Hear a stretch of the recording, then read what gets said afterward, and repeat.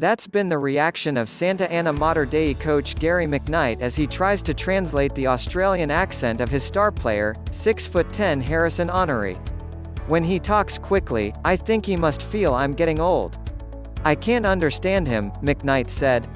4 years ago, Hornery arrived from Toowoomba, a city in Australia about a 1-hour drive from Brisbane.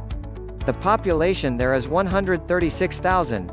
Living with a host family in Mission Viejo, Hornery soon discovered he was far from home based on traffic alone. He has cherished his journey on and off the court and has loved it so much he signed with USC to continue his West Coast stay. I'm grateful for every opportunity I've gotten, he said.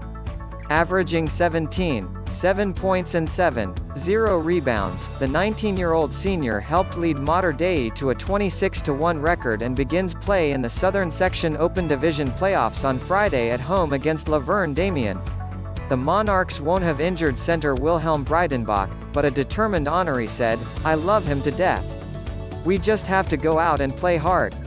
It has been more than 14 months since Horney saw his parents because of COVID-19 restrictions. He made the decision to stay here when schools closed last March rather than return to Australia, not knowing when travel restrictions might change. He speaks to his parents every day via FaceTime, but missing out on the occasional hug from mom and dad requires mental toughness from any teenager.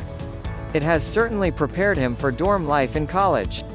That begins on July 1 when summer school starts at USC. He'll know how to do laundry and is unlikely to feel homesickness since Southern California is his new home. Hornery is beginning to understand the advantages of learning to be independent at 15 and knowing how to respond when you're far from home and the coach tells you to be patient when you're sitting on the bench.